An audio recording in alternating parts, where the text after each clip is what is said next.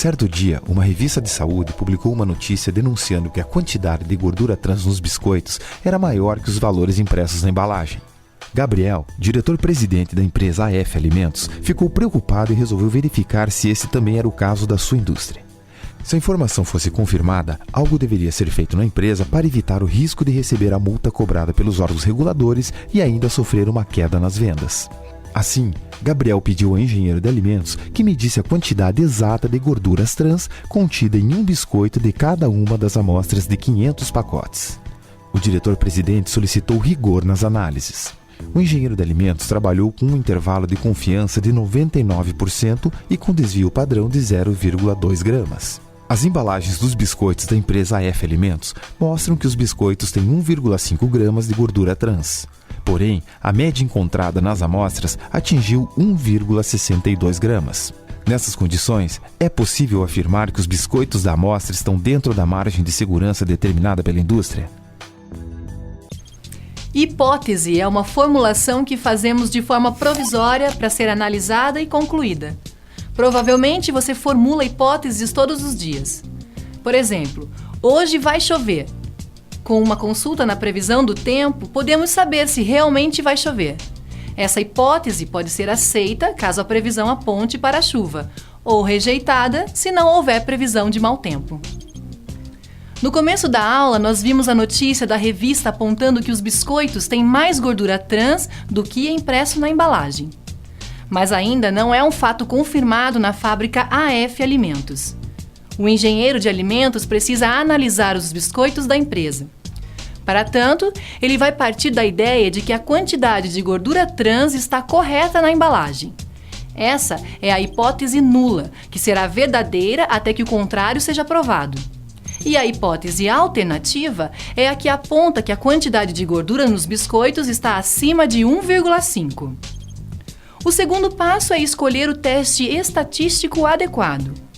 Quais são os dados que possuímos e que podem nos ajudar com a escolha?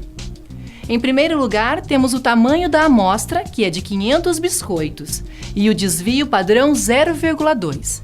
Neste caso, podemos usar o teste de distribuição Z. O terceiro passo é encontrar o valor crítico correspondente à área de aceitação para o intervalo de confiança de 99%. Como o teste envolve a distribuição Z, buscaremos na tabela Z o valor correspondente a 0,49. Mas por que 0,49?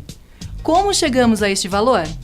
Neste gráfico, temos uma área que representa 100% dos valores, dividida em duas áreas de 50% cada uma.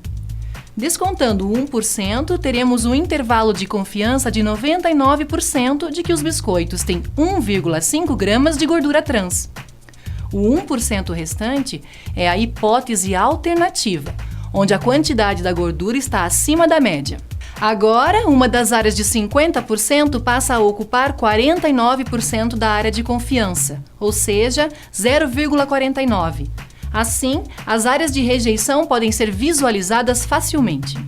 O próximo passo do engenheiro de alimentos é consultar a tabela de distribuição Z e procurar o valor que corresponde à porcentagem 0,49. Na tabela, o valor mais próximo é 0,4901. A linha correspondente é 2,3 e a coluna 0,03. Assim, encontramos o valor crítico 2,33. Ou seja, este é o valor limite entre a área de aceitação ou rejeição da hipótese nula.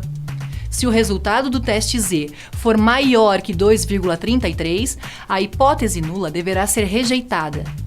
Vamos entender a situação com a equação do teste Z. A média encontrada nas amostras foi de 1,62 gramas de gordura trans.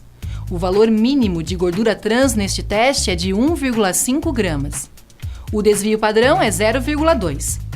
A amostra foi feita com 500 pacotes de biscoito, portanto, N igual a 500.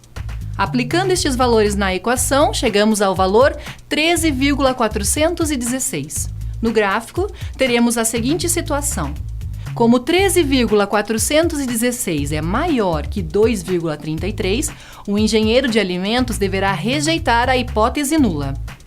O que o engenheiro e o presidente da fábrica podem concluir?